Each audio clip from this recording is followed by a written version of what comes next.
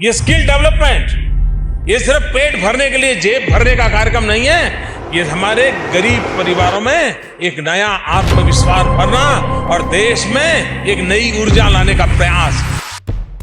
Skill India क्या है? Prime Minister Narendra Modi formally launched the National Skill Development Mission and unveiled the new national policy for skill development and entrepreneurship 2015. Skill India Modi हुकूमत का एक बड़ा programme है जिसका मकसद हुनरमंद अफराद तैयार करना है ताकि नौजवानों को रोजगार के मौके मिल सके और इकोनॉमी की जरूरत के मुताबिक स्किल्स हासिल हों। India has now surpassed Japan to become the world's fourth largest economy in the world. It is now worth more than $4 trillion. ये प्रोग्राम 2015 में शुरू किया गया था और इसके तहत मुख्तलिफ स्कीम्स चल रही हैं, जैसे प्रधानमंत्री कौशल विकास योजना PMKVY, national apprentice promotion scheme, जन शिक्षण संस्थान JSS, craftsman training scheme CTI या ITI।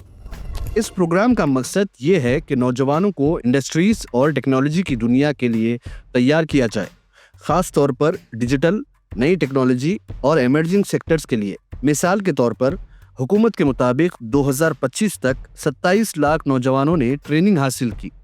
नए दौर के स्किल्स जैसे AI, रोबोटिक्स और IoT के लिए कोर्सेज शामिल किए गए। मैच्ड स्किल ट्रेनिंग के लिए डायरेक्ट बेनिफिट ट्रांसफर DBT और डिजिटल प्लेटफॉर्म्स बनाए गए। बहुत सी सोशल मीडिया पोस्ट और मुबाहिस में लोग कह रहे हैं कि स्किल इंडिया या PMKVY एक स्कैम है, यानी स्कीम में फ्रॉड, बेफायदा ट्रेनिंग, जाली सर्टिफिकेशन या बेनतीजा खर्च हुआ है। ऐसे दावे अवामी सतह पर गर्दिश कर रहे हैं। CAG ने PMKVY की ऑडिट रिपोर्ट पार्लियामेंट में पेश की, जिसमें कई अहम खामियां और स्कीम की नाकामियां सामने आई। CAG ने कहा कि स्कीम के अहदाफ गैर हकीकी हैं। मिसाल के तौर पर मुख्तलिफ स्टेट स्किल मिशंस ने 2017 से 2023 के दौरान सिर्फ 1,15,822 अफराद को ट्रेनिंग दी, जबकि हर साल लाखों नौजवानों को ट्रेनिंग देना टारगेट था। इसके अलावा सिर्फ 18% ट्रेंड अफराद को वाकई नौकरी मिली, जबकि टारगेट 70% था। ऑडिट में सबसे हैरत अंगेज कमी डाटा की गलती और ट्रांसपेरेंसी के मसाइल थे। तकरीबन 94% अफराद के bank account numbers skill India portal में गलत, नामुकम्मल या NA/O दर्ज थे। जाली या गैर इस्तेमाल शुदा बैंक अकाउंट्स की वजह से डायरेक्ट बेनिफिट ट्रांसफर DBT ठीक से नहीं हो सकी। इसकी वजह से लाखों सर्टिफिकेट हासिल करने वाले अफराद को माली मदद नहीं मिल पाई।